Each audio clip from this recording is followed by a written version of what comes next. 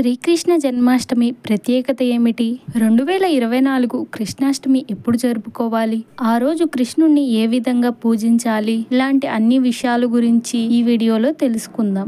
శ్రావణ మాసంలో కృష్ణపక్షం అష్టమి తిథి రోజు శ్రీకృష్ణుడు అవతరించాడు. రోహిణీ నక్షత్ర లగ్నమందు అర్ధరాత్రి సమయాన దేవకీ వసుదేవులకు శ్రీకృష్ణుడు జన్మించాడు. భగవద్గీత అనేది హిందువుల పవిత్ర గ్రంథమే కాక సకల ధర్మాలు అందులో ఉంటాయి. ఈ సృష్టిలో జరిగే ప్రతి సంఘటనకు ఇందులో సమాధానం ఉంటుంది. ఇంతటి మహత్తరమైన గ్రంథాన్ని మనకు అందించిన శ్రీకృష్ణుని జన్మదినం రోజున తెల్లవారుజామునే నిద్రలేచి అన్ని పనులు పూర్తి చేసుకొని తలంటు స్నానం చేసి సాంప్రదాయ దుస్తులు ధరించాలి. ఈ రోజున గడపను పసుపు కుంకుమతో పూజించి తోరణాలు కట్టాలి. ఇంటిలోకి చిన్ని కృష్ణుడు వస్తున్నట్టుగా పాదాలు చిత్రించుకోవాలి. ఈ రోజున స్వామివారిని పూలతో అలంకరించి తులసిమాల సమర్పించాలి. ఈ రోజున చిన్ని కృష్ణుని భక్తితో ఆరాధిస్తే సకల శుభాలు జరుగుతాయని పురాణాలు చెబుతున్నాయి. శ్రీకృష్ణ జన్మాష్టమి 2024 ఆగస్టు 26 సోమవారం అష్టమి తిథి ఉదయం 8:35 నుండి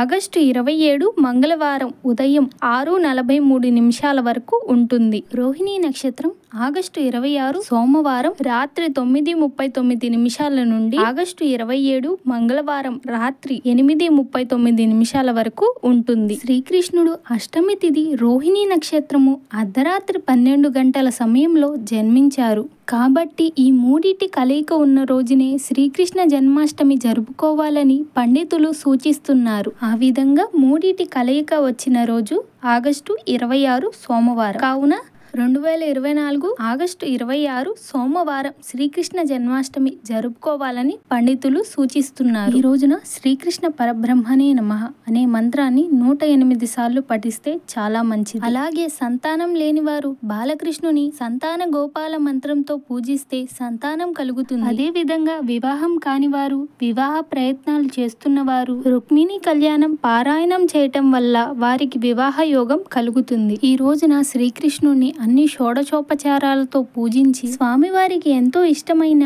అటుకులు, వెన్న, పాలు, పెరుగు, మీగడ మొదలైనవి నైవేద్యంగా సమర్పించాలి. ఇంతటి గొప్ప మహత్తరమైన శ్రీకృష్ణ జన్మాష్టమి రోజున శ్రీకృష్ణుడికి పూజలు చేసి తరిద్దాం.